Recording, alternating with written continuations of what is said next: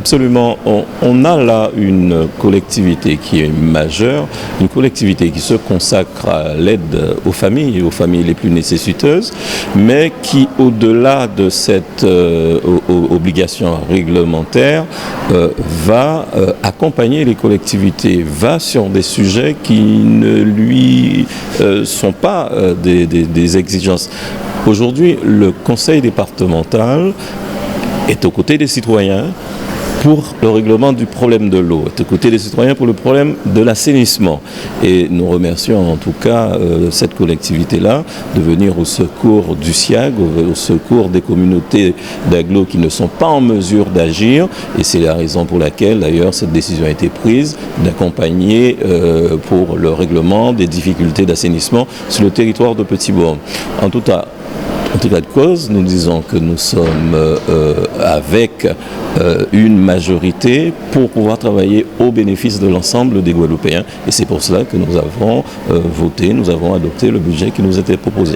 Surtout l'investissement, quand même, sachant qu'il y a un plan d'engagement des finances de la collectivité, et surtout que nous savons, nous venons de voter les taux d'imposition et que nous savons qu'il n'y aura pas de renforcement de l'imposition sollicité de la part de nos concitoyens. Les taux seront identiques, notamment en matière de taxes foncières. Ce sera 25% et la manne financière attendue est de 155 millions à peu près. Donc nous nous réjouissons de ces décisions-là. Absolument. C'est vrai que le contexte est un contexte, je dirais même difficile. Nous avons, en dehors des difficultés, je dirais, que rencontre globalement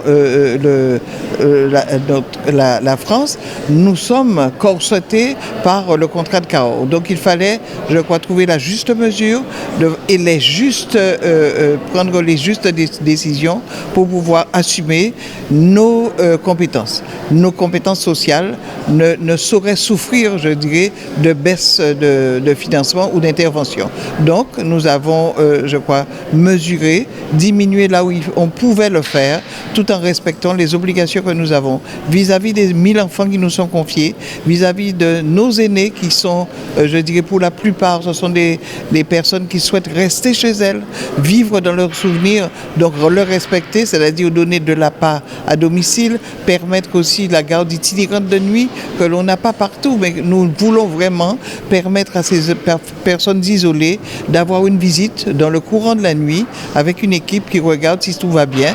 Donc nous le faisons et nous continuerons à le faire. Permettre aussi d'améliorer les conditions de vie des personnes âgées à l'intérieur de leur maison. D'ailleurs, l'État nous a bien compris l'importance. Nous avons initié, l'État nous accompagnera 1 euro État, 1 euro département. Cela veut dire que c'était une bonne mesure, adapter la maison. Refaire, par exemple, enlever cette fameuse baignoire que l'on avait, faire une douche à l'italienne, rehausser les sanitaires de façon que la personne puisse continuer vraiment jusqu'au bout de la vie de rester chez elle. Et puis, bien sûr, je n'oublie pas nos personnes qui est victimes de handicap, quel que soit le handicap, naturel ou autre. Je crois que c'était important aussi de leur dire que nous n'avons pas diminué nos interventions. Au contraire, il fallait mieux les adapter, mieux être beaucoup plus rapide. Et la diligence exige de nous que nous soyons, je dirais, toujours présents, aptes à répondre aux sollicitations et aux difficultés de la vie.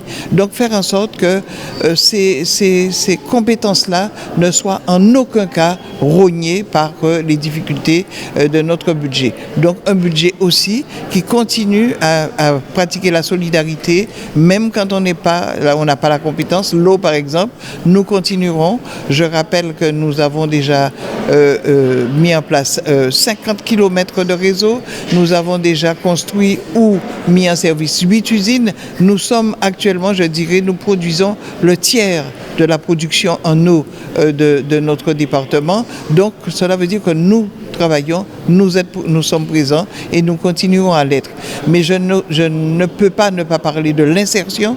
C'est notre budget le plus élevé. On vient de le vivre ici. Nous avons à accompagner nos bénéficiaires du RSA, à accompagner vraiment la création d'entreprises, mais au-delà, à continuer à faire que ces entreprises créées puissent vivre au-delà de ces 3 ans qui sont les 3 ans fatidiques. Donc, être là, être présent et se dire qu'on a fait le job, comme on dit traditionnellement, être la collectivité de toutes les solidarités.